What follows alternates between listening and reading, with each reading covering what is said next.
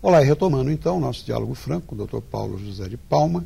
Eu dizia no início que o Dr. Palma, promotor de justiça, secretário executivo da Promotoria Criminal em Taubaté. Aliás, nessa linha de raciocínio de interagir com a sociedade com relação ao problema da violência, o senhor tem feito visitas à própria Câmara Municipal, Polícia Técnica. Eu gostaria que o senhor falasse um pouco sobre isso também, Dr. Palma.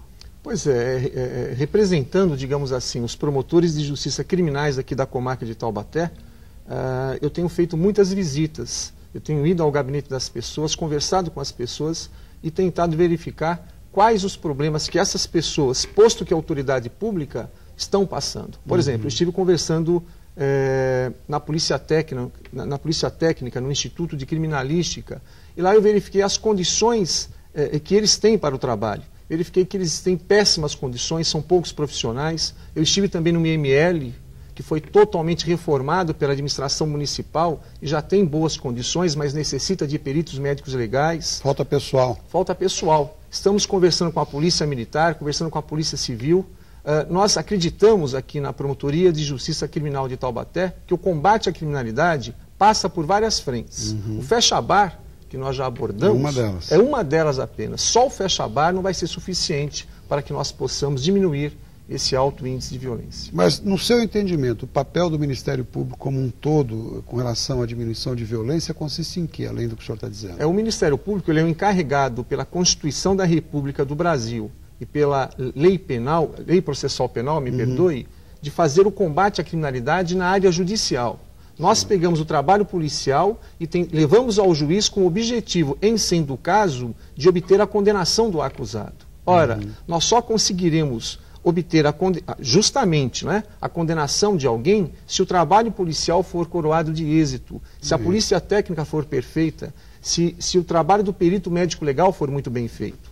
Por isso que nós temos que conversar e unir todas as autoridades encarregadas do combate à criminalidade. Exatamente nesse ponto eu queria lhe perguntar o seguinte: as instituições encarregadas ao combate à criminalidade possuem planejamento estratégico para tal fim, doutor Paulo? Não, infelizmente não. Nós temos observado que, em verdade, acaba se atuando pontualmente, aqui ou ali, para se combater uma corrente criminosa ou uma linha de crime, se faz um trabalho, mas não há uma estratégia montada. O Ministério Público possui o seu planejamento estratégico e os promotores de justiça têm a incumbência funcional de cumprir, mas não há essa mesma estratégia envolvendo todas as unidades. Todos os institutos voltados ao combate. Precisa ocorrer mais sinergia aí. Exatamente, exatamente. Mas o principal, Carlos, nós temos. Eu acho que o principal é verificar na nossa comarca e região que há a vontade política. Nós temos grandes autoridades públicas, nós temos homens e mulheres de peso, donos de ideais voltados ao combate à criminalidade. E, na sua opinião, por que os índices de violência estão tão acentuados na região, doutor Palma? Na verdade, como nós já abordamos também, nós temos aqui muitas unidades prisionais. Eu queria que o senhor desenvolvesse mais isso. Pois é, as unidades prisionais, embora haja presos que estão prontos para a ressocialização, mas elas também contêm uma gama de pessoas que não querem a ressocialização, que já fizeram a sua opção definitiva para o crime. Pois bem, essas unidades elas acabam por si mesmas por fazer com que os índices sejam maiores. Tanto que a Polícia Militar aqui de Taubaté, por seu comandante, já fez um trabalho de monitoramento, digamos assim, de braços do crime organizados ligados a essas unidades prisionais. Aqui na região. Aqui na região. A par disso, a par desse problema atinente às próprias unidades, há uma diminuição, nós já falamos sobre isso também, do número de contingentes. Nós temos poucos policiais militares para a região, nós temos poucos policiais civis, nós precisamos melhorar a técnica, como foi disso, e além disso tudo, veja como são grandes os problemas, nós temos também um fenômeno interessante, que é a vinda do crime para a região do interior do estado de São Paulo. E a região de Taubaté, ou a região do Vale do Paraíba, nesse particular, acaba sofrendo enormemente, porque ela se situa muito próxima da capital do estado. Então vejam, nós temos próxima do Rio de Janeiro também, né? Exatamente. Um outro fator também. Exatamente, tem essa questão. Então nós temos vários problemas, mas todos passíveis de solução. Se nós conversarmos e se a sociedade nos apoiar, os índices ficarão palatáveis, porque há a questão social também que não pode ser esquecida. Sem dúvida. Doutor Palma, e dentro do que o senhor está colocando, há preocupação em se oferecer oportunidades aos egressos do sistema prisional? Há todo um contexto, uma vontade política para oferecer esse apoio necessário ou não? Olha, o nosso secretário estadual da administração penitenciária